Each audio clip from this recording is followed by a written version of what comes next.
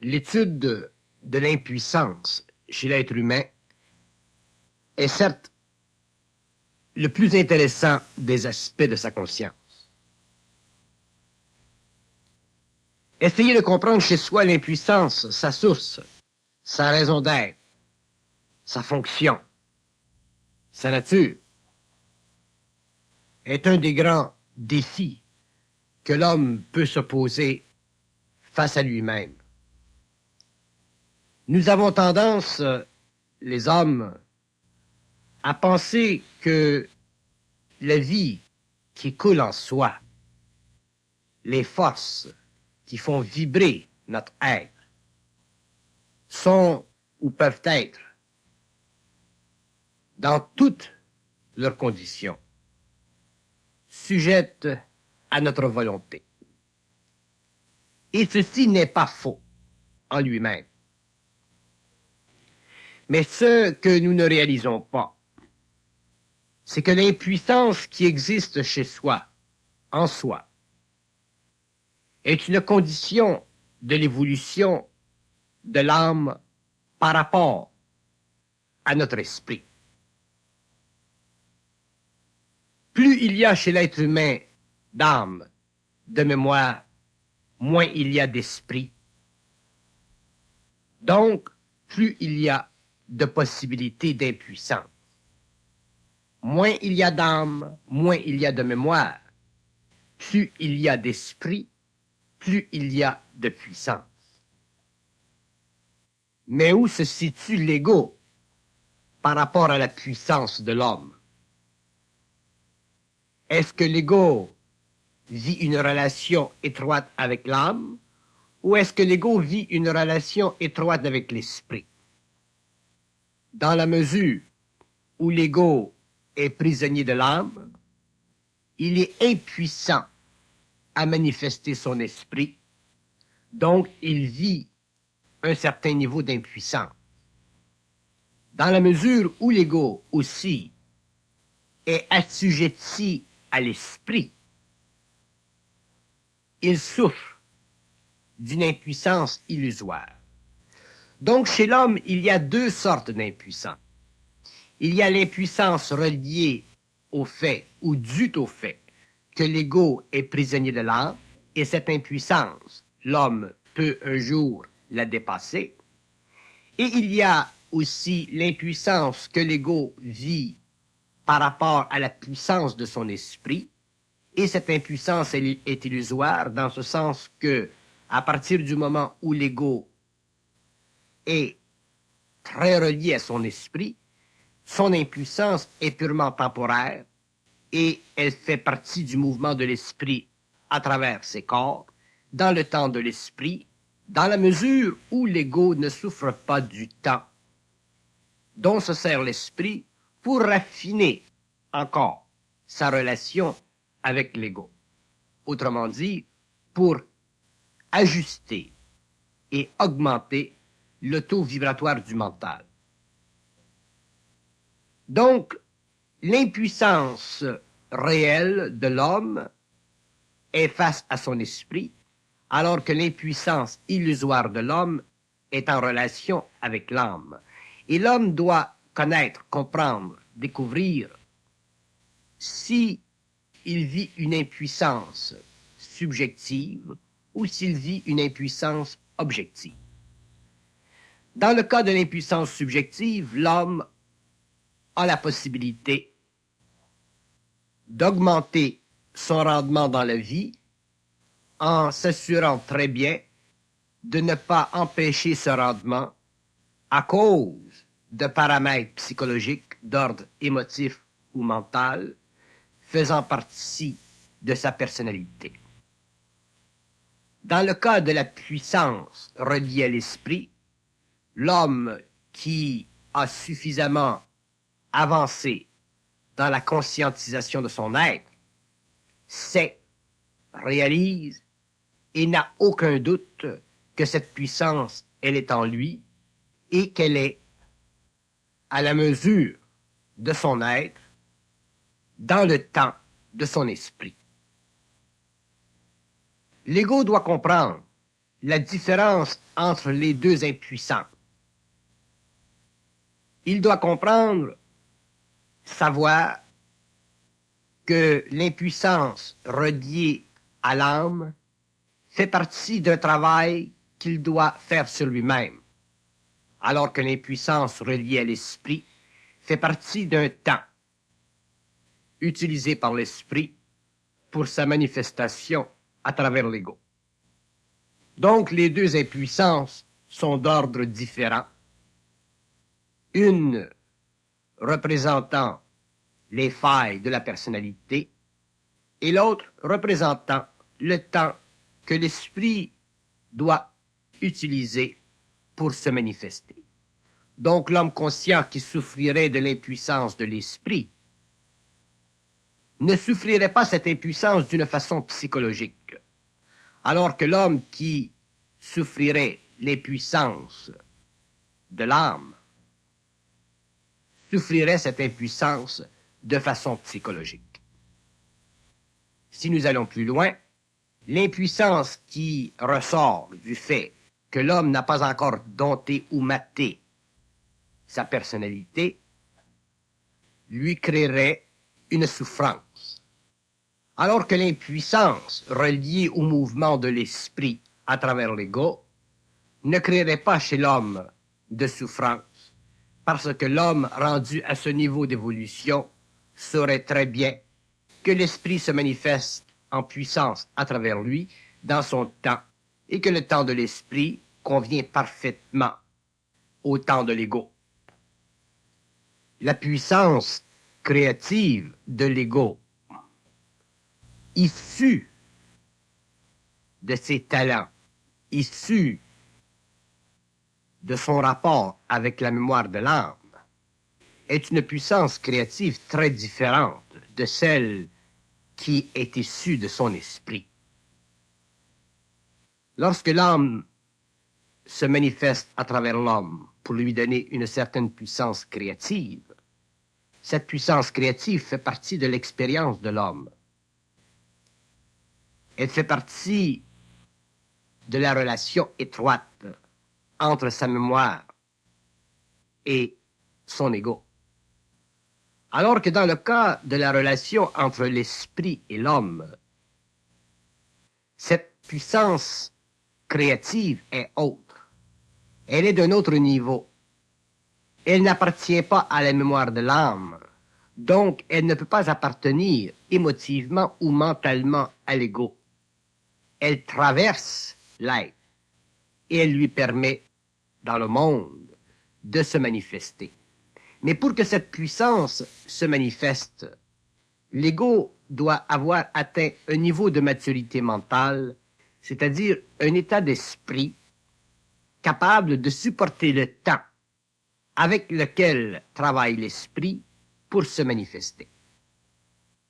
Alors que dans le cas de l'âme, l'homme n'a pas à supporter le temps. Il peut même violer le temps. Et c'est justement parce qu'il viole le temps que souvent sa puissance créative lui sert plus d'expérience que de pouvoir. Au cours de l'évolution de la conscience supramentale sur la Terre, l'homme apprendra à ne plus violer le temps utilisé par l'esprit pour le mouvement de l'énergie à travers ses principes. L'homme comprendra parfaitement la loi du temps et ne pourra plus vivre la manifestation créative de sa puissance par rapport à des degrés égoïques de sa conscience. Donc, il sera en puissance, mais il sera aussi libre de sa puissance, c'est-à-dire qu'il ne sera plus impliqué dans la qualité psychologique, créative ou personnelle de sa puissance. Alors que dans le cas de l'involution, ou dans le cas de l'homme qui n'est pas encore arrivé à un plein entendement de la relation entre la puissance et l'esprit, ce dernier vit encore ou est obligé de reconnaître que sa puissance est une qualité importante de sa personnalité, donc un besoin égoïque, faisant partie d'une manifestation chez lui de sa personnalité. La puissance créative, la relation entre le double et l'ego, est une puissance qui ne peut pas être assujettie à la personnalité de l'homme. Et c'est justement à cause de cette condition que l'homme vit une impuissance pendant très longtemps avant de pouvoir réaliser intégralement son lien créatif avec l'esprit. Et c'est dans cet ordre de choses que l'homme doit reconnaître et comprendre la différence entre l'impuissance reliée à l'âme et l'impuissance reliée à l'esprit. L'homme a des moyens à cause de sa mémoire, à cause de ses talents, à cause de sa culture, de se manifester dans une certaine puissance. L'éducation, l'expérience, ainsi de suite, lui permettent de sentir quelque part, au cours de son avènement, une certaine faculté créative. Mais cette faculté créative n'est pas en elle-même le point final du développement de sa puissance créative. Mais au moins, pendant ces années, il peut travailler, il peut se donner, sur le plan matériel, suffisamment de puissance créative pour avoir l'impression qu'il n'est pas à la merci d'une défaillance perpétuelle. Mais si l'homme passe de l'inconscience à la conscience, de l'involution à l'évolution, il est très probable qu'à un certain moment, même s'il fut puissamment créatif à un certain niveau pendant l'involution, qu'il soit obligé de vivre un grand vide pendant un certain nombre d'années, vide qui lui permettra de connaître et de comprendre tous les aspects de sa puissance créative reliés à l'âme, pour l'amener éventuellement à vivre tous les aspects de sa conscience créative reliés à l'esprit.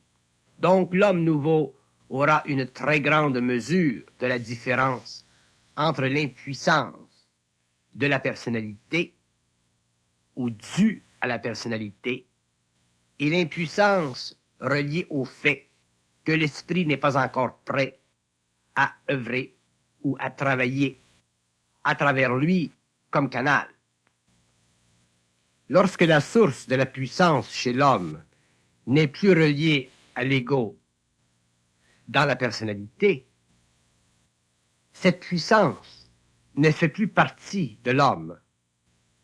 Elle fait partie de sa conscience. Elle ne fait plus partie de l'homme qui puise dans la réserve de ses mémoires des aspects quelconques pouvant se manifester en une forme ou autre de créativité. L'homme devient essentiellement canal, il devient essentiellement uni en esprit à sa source, et la puissance en elle-même n'est plus de l'ordre que fut la puissance créative qu'il pouvait exercer pendant l'involution. Cette puissance fait partie d'un autre temps. Elle a une autre fonction. Elle a un autre but. Et pour que l'homme la vive, la connaisse, il doit être intérieurement parfaitement libre. Donc tant que l'homme ne sera pas intérieurement libre, c'est-à-dire qu'il n'aura pas éliminé dans sa conscience humaine les aspects involutifs de son moi, il ne pourra pas connaître la puissance intégrale de son esprit. Ce que nous appelons l'impuissance dans la vie, c'est un lien avec le passé. C'est un lien avec une dimension de notre personnalité qui n'a pas été réduite à ses paramètres les plus simples, à ses aspects les moins polarisés. Pour que l'homme puisse connaître la puissance de son esprit, son être, son ego, doit être totalement dépolarisé sur le plan mental et sur le plan émotionnel. Donc, l'homme ne peut pas sentir d'une façon ou d'une autre qu'il est assujetti à lui-même. Dans la mesure où l'homme est assujetti à lui-même, ou qu'une facette de son être, de sa personnalité, le bloque, il ne peut pas connaître la puissance créative de son esprit parce que déjà un certain travail doit être fait à ce niveau pour qu'il y ait renversement de cette polarité, afin que le lien avec l'esprit s'établisse et que l'homme finalement puisse sentir en lui-même cette grande liberté créative qui fait partie du mouvement de l'esprit à travers son véhicule. Mais tant que l'homme n'a pas résolu le problème fondamental de sa conscience personnalisée, tant qu'il n'a pas éliminé de sa conscience les aspects de sa personnalité qui font partie du lien de l'ego et de l'âme, il ne peut pas connaître la puissance. Il ne peut pas être en puissance. Donc, à un niveau ou à un autre, il doit connaître une certaine impuissance. Et c'est cette impuissance qui créera chez l'homme en évolution une certaine souffrance jusqu'à ce qu'il ait réglé avec lui-même les problèmes de sa personnalité. Car la personnalité est en elle-même une condition psychique de l'être qui fait de l'ego un aspect abusé de la vie. Et pour que l'homme ou l'ego soit en conscience créative ou qu'il exerce son pouvoir créatif à cause du lien avec l'esprit, il ne peut plus être abusé. Et c'est lorsqu'il n'est plus abusé par les traits internes de sa personnalité qu'il peut alors utiliser créativement l'énergie de l'esprit et devenir un être en puissance, c'est-à-dire un être capable de transformer, révolutionner à son niveau la fonction créative de l'intelligence pour donner à l'homme ou à l'humanité une nouvelle façon de voir les choses, une nouvelle façon de comprendre la vie et une nouvelle façon de détruire le passé qui ne sert plus dans un autre temps. L'être qui souffre d'impuissance chronique est un être qui n'a pas mis le doigt sur les mécanismes profonds de sa personnalité. Et lorsque nous disons qu'il n'a pas mis le doigt, nous voulons dire qu'il n'a pas compris l'essentiel de ses illusions. Un être qui comprend l'essentiel de ses illusions est forcément amené à reconnaître l'essentiel de sa fusion. Et lorsque l'homme reconnaît l'essentiel de sa fusion, il est en voie de puissance.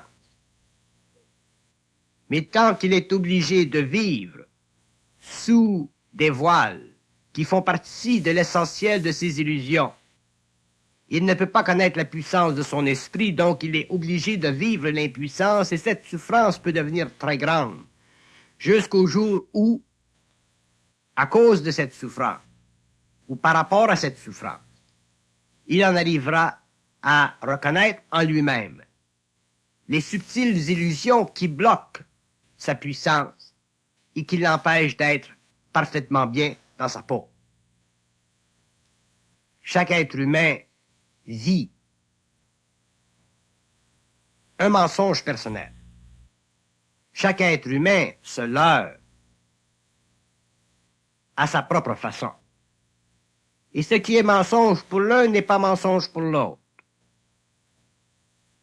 Mais chaque être humain en voie d'évolution doit en arriver un jour à pouvoir identifier ce mensonge, c'est-à-dire identifier cet aspect de lui-même qui le rend impuissant. La créativité ou la conscience créative est simplement un phénomène d'énergie, donc ce n'est pas un phénomène de talent.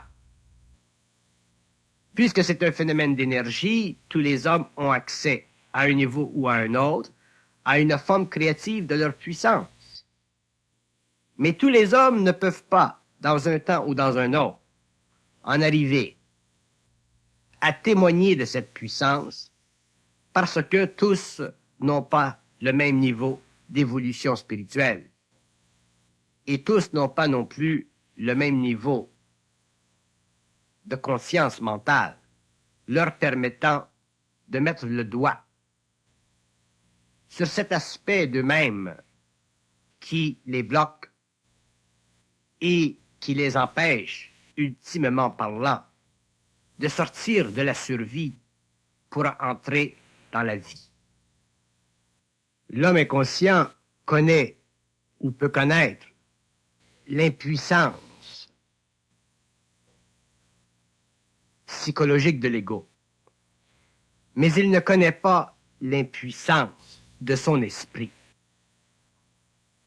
Et même s'il ne souffre pas de l'impuissance psychologique de l'ego, qu'il a un certain succès dans la vie, il ne connaît pas tout de même l'impuissance de son esprit.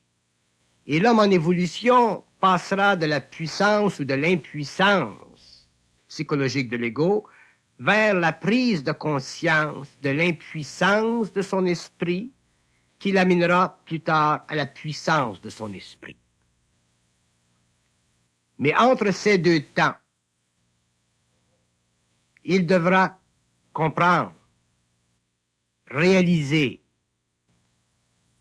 que l'impuissance face à son esprit n'est pas reliée à l'impuissance de l'ego. L'impuissance de l'homme face à son esprit n'a rien à voir avec l'impuissance de l'ego. L'impuissance de l'ego est un produit ou le produit de certains blocages d'énergie reliés à la personnalité, alors que l'impuissance de l'esprit est reliée au fait que l'homme a besoin d'un corps mental très vibrant pour pouvoir absorber cette énergie de façon créative et de façon illimitée. Donc, si l'homme en évolution vit de l'impuissance de l'esprit, il doit s'organiser pour ne pas vivre l'impuissance face ou par rapport à sa personnalité. Donc, il doit se donner, en attendant, la capacité de travailler en exerçant le plus possible sa volonté, en exerçant le plus possible sa capacité de ne pas tomber dans le piège de la puissance de l'esprit où, naturellement, il vivrait des tensions à cause d'une intelligence non manifestée ou non manifestable dans le temps où il se situe. Pour que l'homme en arrive à pouvoir vivre de la puissance de son esprit, il faut qu'un certain travail ait été accompli dans le mental. Donc l'homme ne peut pas attendre après la puissance de l'esprit. Il doit, en attendant, vivre, il doit, en attendant, travailler, il doit, en attendant, se reposer avec les outils qu'il possède, avec les outils que la civilisation, la culture, l'éducation, l'expérience lui ont donnés. S'il veut passer de la puissance de l'ego relié à la personnalité à la puissance de l'ego relié à l'esprit, et qu'il attend que l'esprit se déverse en lui, il souffrira énormément parce que il aura l'impression pendant de très longues années, de ne pas être à la mesure de sa conscience, alors que la mesure de sa conscience fait partie du temps de l'esprit et non du temps de l'ego.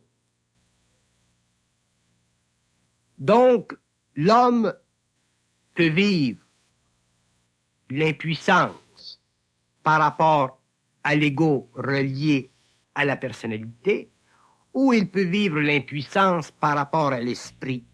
Ce n'est pas l'impuissance par rapport à l'esprit qui est importante dans la vie de l'homme, c'est l'impuissance par rapport à la personnalité.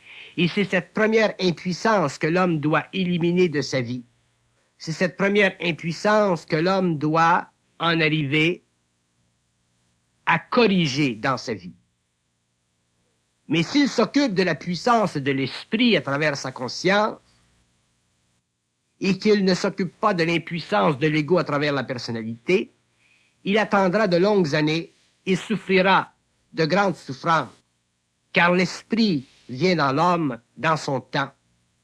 L'ego ne peut pas forcer ou faire avancer le temps de l'esprit à travers la conscience humaine supramentalisée. Donc l'homme doit être extrêmement objectif, extrêmement réaliste,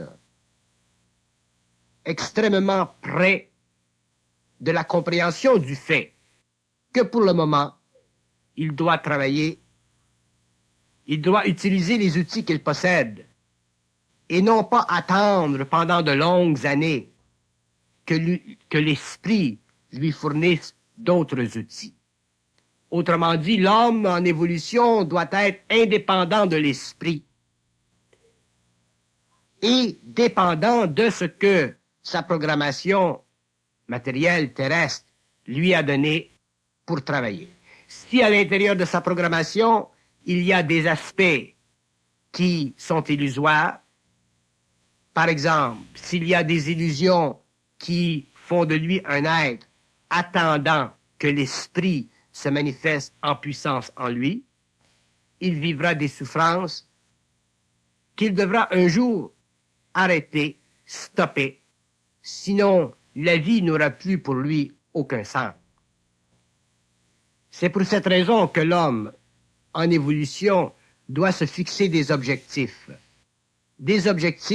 raisonnables, réalistes, basés sur ce qu'il peut faire, avec les outils qu'il possède, et non pas des objectifs basés sur la puissance créative de l'esprit dont il ne connaît pas la teneur, dont il ne connaît pas la dimension, et dont il ne connaît pas non plus la raison d'être à long terme. Donc l'homme doit se replier sur ce qu'il possédait auparavant et refaire marcher la machine de ses talents, la machine de son expérience antérieure, afin de pouvoir se donner, en attendant, une puissance créative équivalente à ce que cette machine peut lui rapporter, sans fixer dans son mental comme objectif ultime la puissance de son esprit issu d'un savoir nouveau. L'homme en évolution doit réaliser que l'esprit est une force et non pas simplement une manifestation de sa personnalité. L'esprit est une force qui engendre par elle-même en relation avec l'homme et non pas simplement un aspect de l'homme à la mesure de l'homme. Il est très important que l'être conscient reconnaisse la différence entre les deux sortes d'impuissance possibles chez l'être humain. Il est important qu'il réalise que son impuissance est reliée à sa personnalité et qu'il comprenne que l'impuissance reliée à l'esprit est simplement une retenue d'énergie qui n'a rien à voir avec la personnalité. Si l'homme en arrive à comprendre ceci, il ne souffrira pas de son impuissance. Il n'attendra pas la puissance de l'esprit. Il utilisera les outils qui font partie de son expérience antérieure pour les rendre, encore une fois, utiles. Mais cette fois, d'une façon moins colorée par sa personnalité, moins colorée par l'ego, infériorisé dans sa conscience. L'homme comprendra que l'utilisation ou la réutilisation de ses talents, de son expérience, fait partie d'un besoin temporaire de vibrer à un certain niveau avant de pouvoir plus tard, dans un autre temps, vibrer à un niveau qui fait partie de sa fusion. Que l'homme soit fasciné par la puissance créative de l'esprit, c'est normal. Mais que l'homme soit prisonnier de l'illusion de l'ego face à cette puissance,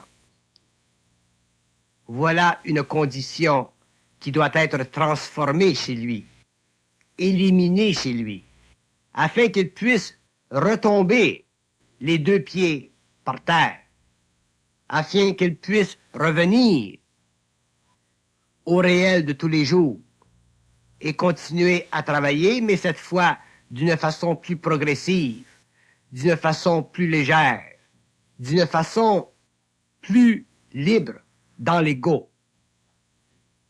Il est très important pour l'homme qui se conscientise de mettre le doigt sur son impuissance, de réaliser que s'il est impuissant, c'est parce qu'il y a en lui des mécanismes illusoires, des façons de penser qui le coupent, qui le sévèrent d'une activité créative temporaire, mais utile sur le plan matériel et aussi sur le plan psychologique. Lorsque l'homme aura bien compris ceci, il entrera dans le temps de l'esprit et à ce moment-là, sa puissance créative prendra un autre envolé qui fera partie de son temps, qui fera partie de sa fusion, qui fera partie de sa conscience créative, nouvelle, alimentée par l'esprit. Mais d'ici à ce temps-là, l'homme doit travailler. L'homme doit se donner d'une façon intelligente ce dont il a de besoin sur le plan matériel pour vivre. Il pourrait être suffisamment balancé dans ses énergies afin de ne plus souffrir de la précondition à sa conscience, celle d'être dans la puissance de son esprit.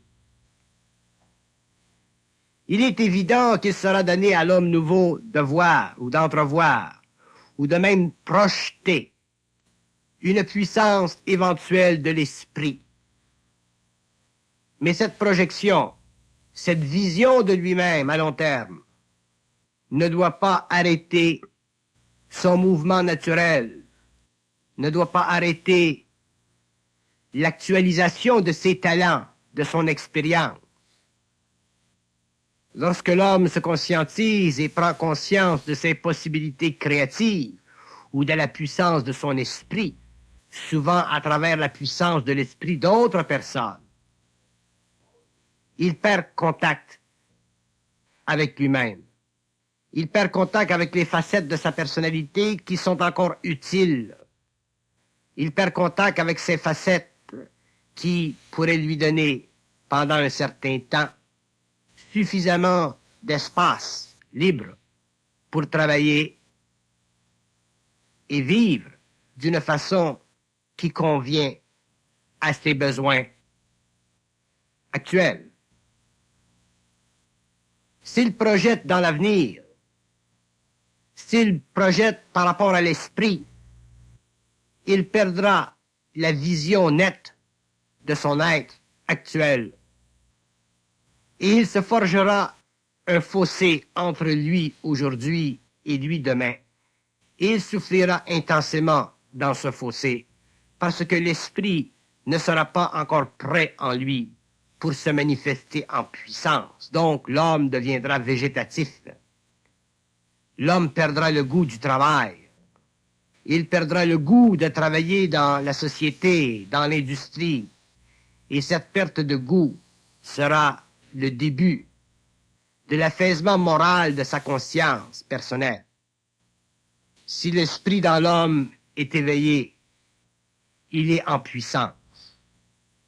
Si l'âme dans l'homme est encore très active, elle est aussi en puissance. Mais elle doit être en puissance positive et non pas en puissance négative.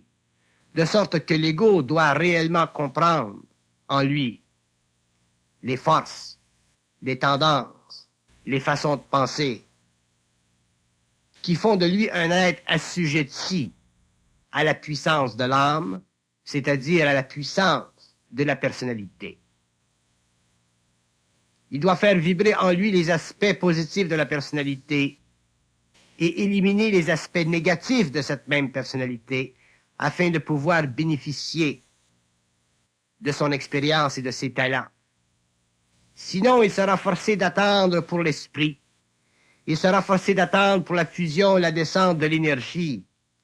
Il serait forcé de vivre dans le miroitement de cette puissance créative qui est celle de l'esprit en union avec l'ego. Donc, il sera obligé d'attendre des années avant de pouvoir bénéficier de sa propre lumière. Il sera l'esclave du temps. Il s'appauvrira dans ce temps et il sera malheureux. Donc, le plus grand conseil que nous puissions donner à l'homme en évolution, c'est de ne pas se fixer trop dans la conscience de la puissance de l'esprit, mais de se fixer profondément en attendant dans la réutilisation consciente de ses talents et de son expérience, afin de pouvoir établir un pont entre le présent et l'avenir, un pont qui lui permettra de se suffire à ses besoins, un pont qui lui permettra de vivre en attendant d'une façon plus intelligente qu'il n'aurait pu le faire auparavant. Mais si l'homme se dilue, se diffuse et se détache trop de sa personnalité par des mécanismes égoïques illusoires, il découvrira qu'il n'est plus dans sa personnalité, qu'il n'est pas encore dans sa personne, donc il vivra un enfer psychologique. Il vivra un enfer vibratoire, psychique. Il sera totalement malheureux. Et son intérêt pour l'évolution de sa propre conscience ne lui suffira plus. Il en aura marre de la conscience. Et il n'aura pas compris qu'il doit vivre d'abord de sa propre puissance psychologique avant de pouvoir vivre de la puissance de son esprit. L'homme doit aller chercher en lui-même ce qui fait partie de sa programmation et lui donner une valeur. Il doit aller chercher dans son expérience et ses talents les éléments essentiels et utiles à sa survie, jusqu'au jour où, dans le temps de son propre esprit, il puisse se libérer d'un certain fardeau pour aller vers une vie légère, créative, en puissance, ne demandant plus qu'il soit rattaché à l'expérience ou à ses talents, mais capable de faire exploser en lui une nouvelle dimension d'intelligence créative. Mais ceci prend le temps que ça doit. L'homme ne peut pas le forcer, l'homme ne peut pas l'accélérer. Tout ceci fait partie de la fusion de l'être, et non pas de la prétention de l'ego. Après s'être débattu pendant des années dans les éthers subtils d'une conscience en évolution, d'une conscience nouvelle, l'homme doit apprendre à revenir sur la terre